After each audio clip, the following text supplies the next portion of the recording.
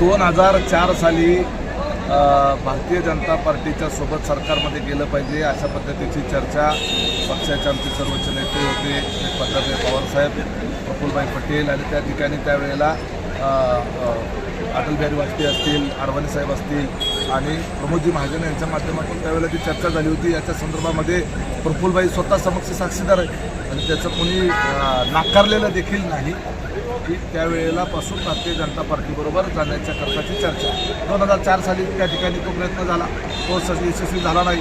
त्याच्यानंतर मग 14 साली भारतीय जनता पार्टीला न मागता पाठिंबा दिला गेला। त्याच्यानंतर 2017 साली पुन्हा एकदा प्रयत्न झाला। 19 साली अजितदादांनी जी शपथ घेतली ती पवारसाहेबांच्या संमतीनेच घेतलेली होती। ती काही पवारसाहेबांनी काही त्या ठिकाणी अगोदर चर्चा सगळ्या चालूच होत्या, म्हणजे स्वतः साहेबांच्या नेतृत्वामध्ये प्रफुल्लभाई असतील, अजितदादा या सगळ्यांनी मिळून पंतप्रधान त्यावेळेचे मोदी साहेब असतील किंवा अमित शहाजी असतील यांच्याबरोबर सगळ्या चर्चा केलेल्या होत्या। मग उगीच डंगोरा कशाला पुरोगामित्वाचा खोटा डंगोरा पिटायचा ना। आपल्याला ज्या ठिकाणी जायचंच नाही, भारतीय जनता पार्टी जातीवादी पक्ष आहे ना, मग तुम्ही आपल्याला तिकडे जायचंच नाही तर मग पाठिंबा आणि चर्चा आणि हे कशाला केल्या? म्हणजे याचा अर्थ ही उतोंडी भूमिका आहे। रोहित पवार आज जे पुरोगामित्वाचा डंका पिटतात ते स्वतः रोहित पवार हे त्यांना मंत्री केलं नाही म्हणून कर्जतचं निवडून आल्यानंतर राजीनामा देऊन भारतीय जनता पार्टीकडे गेले होते की मी भारतीय जनता पार्टीकडनं लढतो म्हणून, आणि एका खासदाराला बीजेपीच्या खासदाराला घेऊन त्यावेळेच्या पक्षाच्या अध्यक्षांना आणि अमित शहाजींना भेटायला गेले होते। हे त्यांनी सांगावं पवारसाहेबांच्या डोक्यावर हात ठेवून की हे खोटं आहे म्हणून। म्हणजे आज पुरोगामित्वाचं हे सगळं आळवणी करणारे जे आहेत जितेंद्र आव्हाड पहिली सही आहे भाजपच्या बरोबर सरकारमध्ये जाण्याच्या करता, आणि आज हे सांगतात हे म्हणजे हे खोटारडी लोक आहेत। आतमध्ये एक चाललेलं आहे, आतमध्ये मनात वेगळं होतं। आता काय झालंय, फक्त अजित पवारांच्या बद्दलचं आकस द्वेष मत्सर ह्याच्या पोटी फक्त यांची गरज चाललेली आहे, दुसरं काही नाही। या लोकांनी पहिल्यांदा पवार साहेबांच्या संमतीने विचारानेच त्या ठिकाणी देशाच्या विकासाच्या इंजिनबरोबर आपलाही डबा त्या ठिकाणी जोडला गेला पाहिजे। याच्याकरता महाराष्ट्राच्या भल्याकरता विकासाची कामं व्हावी याच्याकरता म्हणून अनेक वर्षापासून हे पक्षातलं विचार म्हणतं नाही। लोकशाही प्रक्रिया मान्य केली पाहिजे। पक्ष म्हणजे काय प्रायव्हेट प्रॉपर्टी आहे का की माझ्या मर्जीनं मी जशी पाहिजे तशी फिरवेल अशी?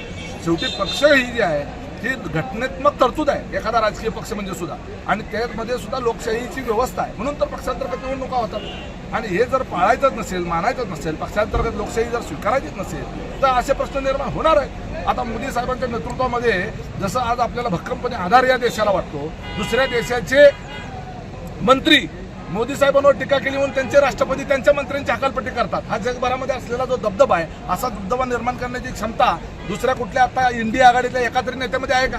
बरं, हे नेते तरी कोण आहेत? हे सगळे अगोदर सगळे NDA मध्ये आधी सहभागी होते। नितीश कुमार सहभागी, ममता बॅनर्जी सहभागी, त्यावेळेच्या पूर्वी जयललिता असतील, करुणानिधीचा पक्ष असेल, नवीन पटनायक सकट अनेक लोक त्या ठिकाणी याच्यामध्ये, फारुख अब्दुल्ला हे सुद्धा होते, मुफ्ती काय त्यांचं नाव, महबूबा मुफ्ती या सुद्धा होत्या। आता हे सगळं जे आपण पाहतो, आता ही लोक इंडिया आघाडीत आहे आणि आता हे काय म्हणतात भाजप जातीवादी पक्ष आहे। मग भाजप बरोबर तुम्ही सरकारमध्ये मंत्री होता त्यावेळेला कुठं गेलता जातीवादी?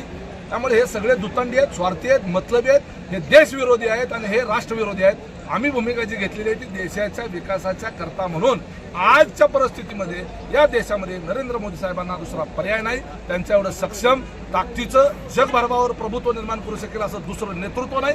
जगात देशाचा दबदबा निर्माण करण्याची क्षमता असलेलं एकमेव नेतृत्व नरेंद्र मोदी आहेत आणि म्हणून आम्ही त्यांच्याबरोबर। बरं, आता कोण येणार आहे अजित पवार गटामध्ये? राष्ट्रवादीचे राहिलेले आता राहिलेले सगळेच येतील, यावंच लागेल, कारण आता बघितलं काल काय निकाल लागला, उद्याच्याला तीच परिस्थिती 1 महिन्याभराच्या निकालामध्ये निर्माण होऊ शकते, आणि त्याच्यामुळं भविष्य काळामध्ये जर खासदारकी आमदारकी धोक्यात आणायची नसेल तर राहिलेले सगळ्यांना यावंच लागेल। त्यांची यायची तयारी आहे, मानसिकता आहे। ठराविक 2-3 जण आहेत ना ज्यांना अजितदादांच्या बद्दलची आकस आहे किंवा ज्यांना घाई झाली आहे की दादा एवढं नेतृत्व आत्ताच लगेच तयार व्हावं। 35 वर्ष घासली तेव्हा अजित पवार ह्या स्टेजला आलेले आहेत। काही जणांना पहिल्या टर्ममध्येच अजितदादाची जागा घ्यायची आहे म्हणून ही घाई चालली।